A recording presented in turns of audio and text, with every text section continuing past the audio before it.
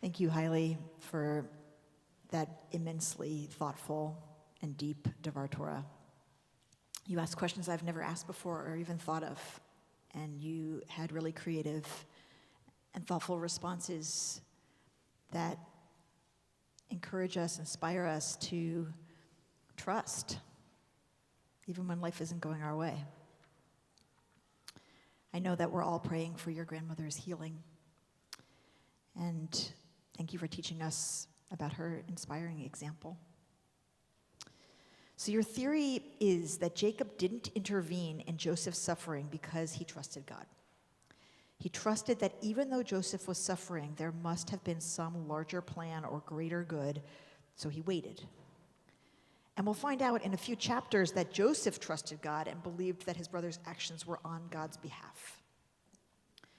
So we might learn from these two patriarchs of our people that when bad things happen, we should surrender to them. We should trust and believe that there's something more going on than we can see. That is a clear message from the Joseph story in the Torah.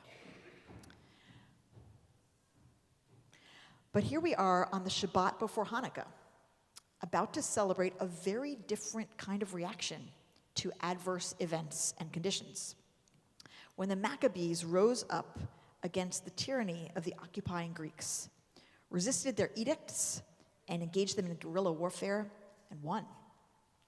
So which is it? When bad things happen, whether they're terrible large-scale events, like an occupying army, or societal injustice, or anti-Semitism, or environmental devastation, or even if they're smaller personal challenges, a betrayal, a sickness, a failure, do we surrender and trust that it will all work out on its own, or do we confront the situation? Do we fight? This is a question that has actually divided the Jewish world over time. The most strict Orthodox Jews will often say that we should not act, but trust in God. That even led some not to be Zionists right after the Holocaust, trusting instead that when God is ready for us to return to the Promised Land, God will bring us there and protect us there. I remember here a few years ago when there were violent attacks happening against Hasidic Jews in Crown Heights. And I was among a group of progressive rabbis who spoke with leaders of the Hasidic community, offering our help and solidarity. And they looked at us bewildered and said, "There's no need. This is in God's hands." They went on to say that if we wanted to support them, we should come to their Hanukkah menorah lighting and out to the crowd, which we did. In contrast, a cornerstone of liberal Jewish theology is tikkun olam, the notion that we human beings have an active role to play in repairing the world. Whether in Lurianic Kabbalah or in Reform Judaism, this concept is that the broken shards of the world need to be lifted up and reunited into a whole, and that God is actually dependent upon human action, whether through blessings or activism. Hanukkah, our holiday that begins tomorrow night, celebrates a fight taken up by a traditional faction of Jews, the Maccabees, against assimilation of Jewish life under Greek influence. In the 150 years after Alexander the Great conquered the entire region, the Jewish people living in Judea were surrounded by Hellenistic influences, and many simply wanted to blend in. In particular, circumcision was considered barbaric by the Greeks, and many Jews tried to physically reverse their circumcisions in order to participate in the activities of the gymnasium, which were naked. I don't know if you know that, but that is what was happening. They felt ashamed of their bodies and of their culture and wanted to be more Greek. And then Antiochus IV, the Seleucid emperor, outlawed Jewish practices, including circumcision, including keeping kosher, including observing Shabbat, including sacrificing to God in the Jerusalem temple, or even teaching or possessing Torah texts.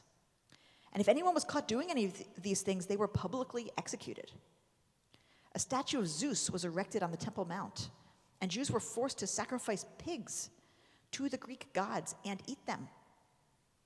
In response, the Maccabees rose up and defeated Antiochus' army in the year 164 BCE, beginning what became known as the Hasmonean dynasty in Judea.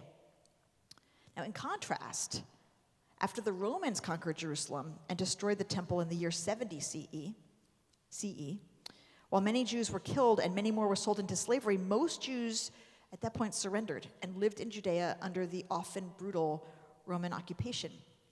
But after the Romans built a new city over the ruins of Jerusalem and put a temple to Jupiter on the Temple Mount, one of our most important rabbis, Akiva, decided to join the rebellion against the Romans, led by Bar Kokhba. And in 135 CE, Bar Kokhba and his crew were utterly smashed by the Roman army, leading to devastating destruction and bloodshed, and the end of any significant Jewish population in Judea. Most of the Jews who survived were forcibly removed, sold into slavery, and scattered throughout the world. So how do we know when to fight or confront a situation and when to surrender or accept a situation? In support of your interpretation of the Parsha, Haile, we see that when Jacob's sons bring him Joseph's bloodied coat, telling him that Joseph was probably killed by a wild beast, the text tells us that Jacob, Yema'en, refused to accept consolation over Joseph's death. The word Yema'en is refused. He did not say aloud that he didn't believe the story told by his sons, but he also refused comfort as if his son Joseph was dead. He continued, the sages say, to pray for Joseph and to send love to him. And when, down in Egypt, Joseph was almost seduced by or sexually harassed by Potiphar's wife, and that was actually what Serena read in the Torah, he would not be intimate with her. And the same word, Yema'en, refused, is used there. And in fact, you might have noticed when Serena was chanting Torah, there was one word that had a lot of trope marks on it, like the shalshelet, yeah? And so that was like emphasized, that word. And it was a resonance of Jacob's same word, that he refused to be consoled with the idea that Joseph was dead. And here we have Joseph refusing Potiphar's wife. The sages say that, quote, the image of his father appeared before him in that moment, giving him strength to resist. And Rabbi Art Green suggests that the father and son were in some sense communicating through prayer and through love.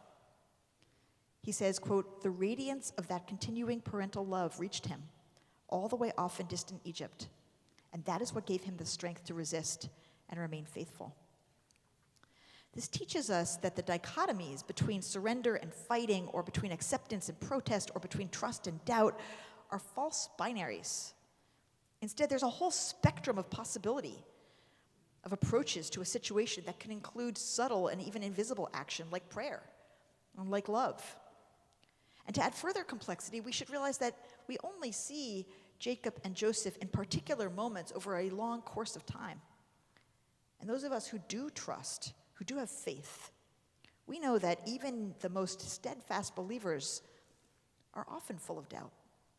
We may vacillate, as I suspect both Jacob and Joseph did, between anger and acceptance, between panic and trust, between plotting revenge and acknowledging God's wisdom. When bad things happen, we often do not know what to do. It often is not clear whether to fight or accept the situation, whether to protest or acquiesce, whether to resist or surrender. But what I do believe, what I know, is that no matter what path we choose and no matter what the outcome, we are being held. No matter how much we flail around, no matter how much we doubt the God we don't believe in, beyond all the doing and all the arguing and all the building and all the believing and all the tearing down, beyond all the living and beyond all the dying, we are being held.